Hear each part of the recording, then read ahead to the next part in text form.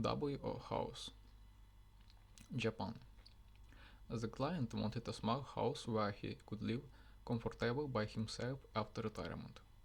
There are two types of natural light in this house. One is the light that falls from the top light of the roof, and the other is the indirect light that bounces off the ground and rises from the south and east faces. These two types of light change dependent on the season and weather, creating various conditions and creating a rich place to live.